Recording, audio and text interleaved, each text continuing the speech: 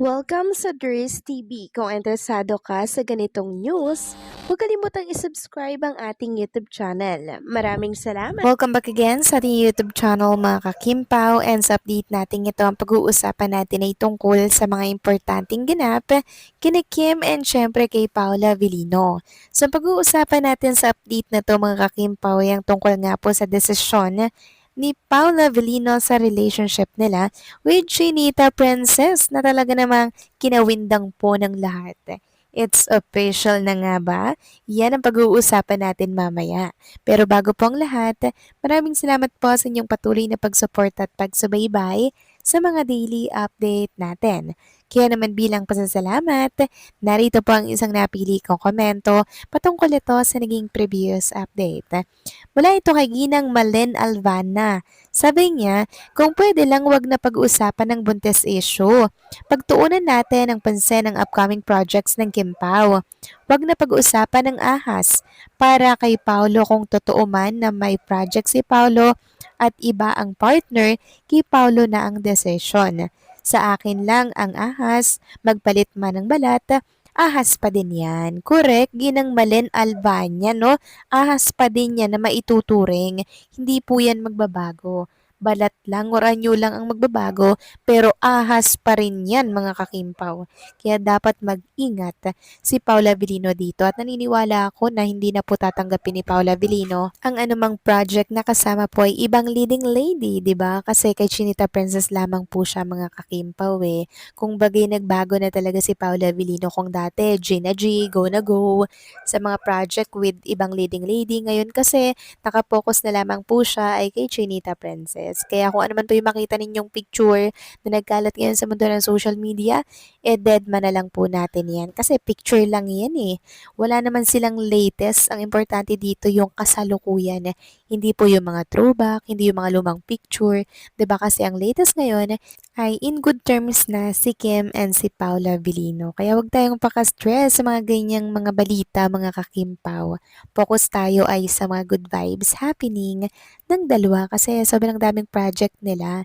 Yung tungkol naman po sa movie ni Kim and Paolo, bawal pa po yung sabihin or pag-usapan masyado kasi parang surprise yun sa ating mga fans ni Kim and Paolo. Para nang sa ganun na hindi daw pumabulilyaso agad mga kakimpaw, kaya tinatago po nila. Pero masaya na tayo na alam nating meron tayong aabangan na sa kanilang dalawa. So maraming salamat po sa inyong komento. Ginang Malen, God bless po at mabuhay kayo. So eto na nga, pag-usapan na natin mga kakimpaw, mga topic na nakalap natin sa update na to at unahin na nga nating pag-usapan ang tungkol nga po sa Spluk para dito sa movie po ni Kim and Paolo. So nakakaiyak daw ito sobra. Sabi nga dito, grabe yung genre nito, malayo sa huli nilang movie.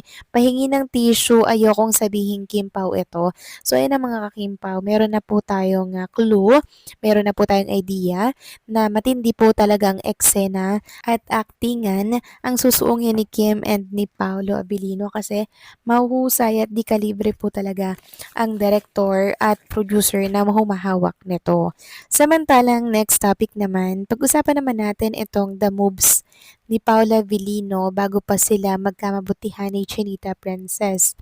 Ayun nga dito sa isang post.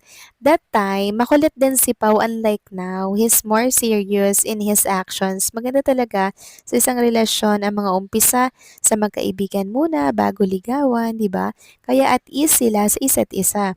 Hindi nagkakailangan among the celebrity couple, Kim Pao ang may pinakamaganda at may pinaka-unforgettable love story. So correct mga kakimpaw, sino nga na ang mag-aakala, 'di ba na sila po pala sa huli ang magkakatuluyan, yung dati nagkakakita lang sila, 'di ba pansinan, nagkakaroon ng project, pero hindi sumagi sa isip natin na sila pala ang magkakatuluyan mga kakimpaw. 'Di ba? After 15 years, grabe din po talaga yung pag-aantay ni Paula Avellino kay Chinita Princess, no? Talagang puspusan at gumawa talaga siya ng way para mapalapit po kay Chinita Princess. Samantalang, pag-usapan naman natin ang tungkol dito sa napapabalita po mga kakimpaw na di umano'y desisyon daw ni Paula Avellino sa relationship nilang dalawa ni Chinita Princess para daw po mas lalong tumibay. So alam ko alam niyo na 'to mga kakimpaw eh. Sabi nga dito sa post, "Wow, Kim Chu magiging Mrs. Abelino na pala. Ayon sa netizens, hindi na po sa Pasig umuwi yung dalawa. Minsan na lang sila pumupunta doon sa BGC na po nakatirang Kim Pao. Friends ko po yung broker na binilhan nila ng condo unit sa BGC. Mag-asawa na po yan dahil conjugal po yung nakastate sa title ng property name po nilang dalawa.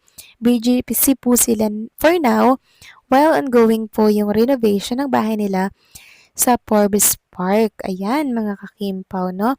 So, kung may katotohanan man nga po ito, mga kakimpaw, isa po talaga tayo sa napakasaya pong nilalang sa mundong ibabaw kasi ang tagal na po natin itong minamanifest na magkasama po si Kim and Paolo sa isang tirahan, 'di ba? Kasi hindi na naman po sila mga bata, mga kakimpaw eh. Hindi na po sila mga bagets. Sila po yung artista na nasa tamang edad na po para pumasok sa pag-aasawa, sa pagpapamilya, bumuo po ng pamilya, 'di ba? Kaya si Paolo puspusan na rin po ang kanyang pagbe-business and syempre puspusan na rin po yung pag-aaral kung paano magdirect, kung paano po maging producer, 'di ba? Kasi mas gusto niya pong mapabilis yung process po na tinatawag, mga kakimpaw. Process na kung saan ay mapapabilis po yung alis nila sa showbiz industry. 'Di ba? Kasi hindi naman habang buhay si Kim and Paolo po ay pag-aartista ang tatahakin. Sapat na siguro yung 20 to 30 years na sila ay artista, 'di ba? Tapos ang atupagin naman nila ay yung magiging pamilya po nila ni Paolo Avellino, mga kakimpaw.